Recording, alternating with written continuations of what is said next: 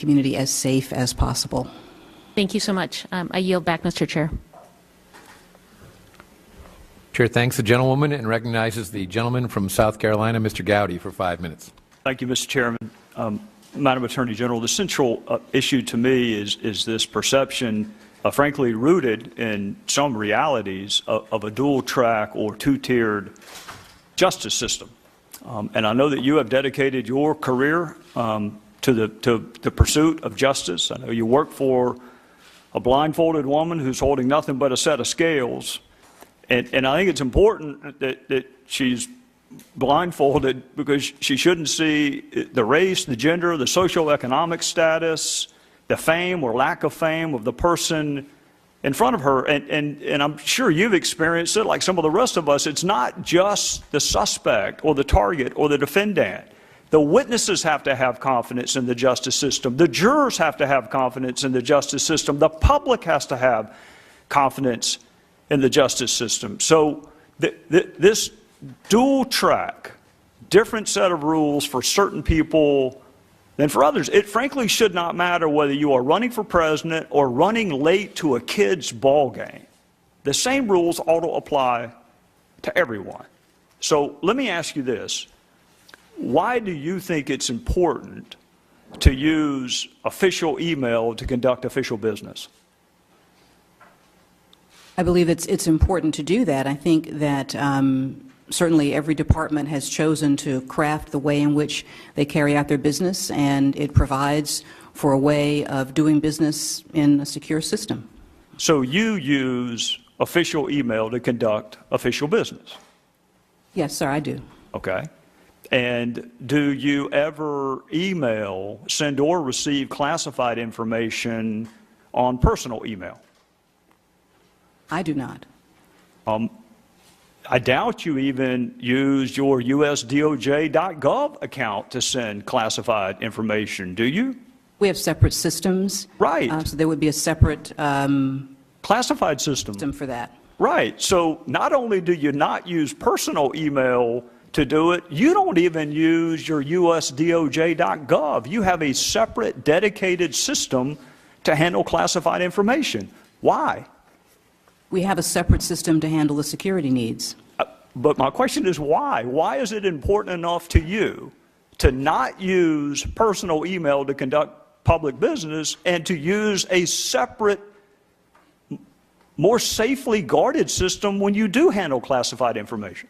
That is the practice that I've certainly always followed. It But it's allows not for the just protection. I mean, it's not just a personal preference, is it? No, it allows for the protection of the information, both on a regular system, because again, that's still sensitive, law enforcement types of matters, and then a classified system for separately classified information. What element do you think was lacking in the statutes that you evaluated as it relates to Secretary Clinton?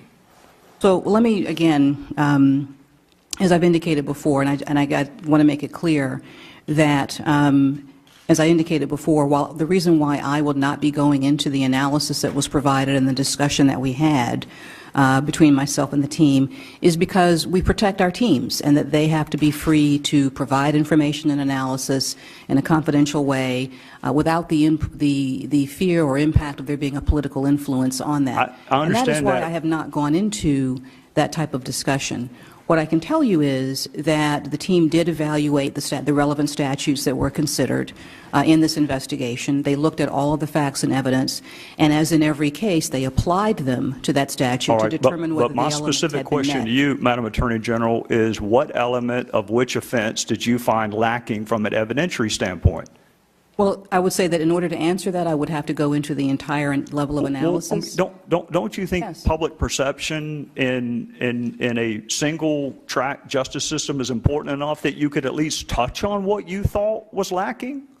Congressman, in this case, we have taken the unusual step of discussing it in ways that the Department typically does not, in order to provide more clarity into this situation. And while I understand that it is frustrating to a number of people, civilians as well as members of this body alike, we have taken extraordinary steps to discuss this matter in ways that typically we do not, Let me ask you particularly when this. charges are not brought. And as I indicated before, just so it's clear, my reasons for not going into the substance of the information information that I receive and review before I made my decision to accept the recommendation are that the teams that I work with, whether it's this case or any other, be free to provide confidential analysis, discussion, without the input of any With all due kind of respect, Madam political Attorney General, influence. you can do all of what you just described and still tell the people what element. I mean, the elements of a criminal offense are public, so there's no secret there. And for you to go through the elements and say, as Director Comey did, he said there was no specific intent. I'm out of time, but I suspect you have prosecuted reckless homicide cases, haven't you? In the context of violent crime. How about involuntary manslaughter? For the department or personally? No, just as a prosecutor. There's involuntary manslaughter, there's reckless homicide, there's felony DUI where you really didn't mean to hurt anybody. You really didn't, but you did. And this lack of specific intent is not a defense in any of those cases. So I think the public would like to know how you determined she did not have the intent to break the law and why you are applying a specific intent requirement here when you don't even do it in certain homicide cases. Well, Congressman, as I've said, I think you've mentioned a number of state cases there. But as I've said, the reason why I am not going into the discussion I had and providing that particular level of information, although the FBI director did choose to do so, is that the information the team provides to me on this or any other case has to be given in a zone of confidentiality so that they can be clear and sure that there's never a political overtone to their decisions, nor will I apply one in accepting their decisions. That's why we have taken the unusual steps of providing greater information, as frustrating as that has been for a number of people to have additional information. That's why I took the unusual step of clarifying my role in this investigation. Well, I'm out of time. The only thing I find frustrating is that even after this and Director Comey, people still believe that if you are famous, there's a different set of rules than if people don't know your name. And I think you're missing a wonderful opportunity to say with specificity which evidentiary element you found lacking. So Congress can go fix the statute if you think we need to, but right now, we have no idea whether or not a President Lynch could do exactly what Secretary Clinton did, or whether President Clinton could do exactly what Secretary Clinton did. And I think that lack of clarity is bad for the Republic, quite frankly. I would yield back. Chair thanks the gentleman. Recognizes the gentleman from Rhode Island, Mr. Cicilline, for 5 minutes.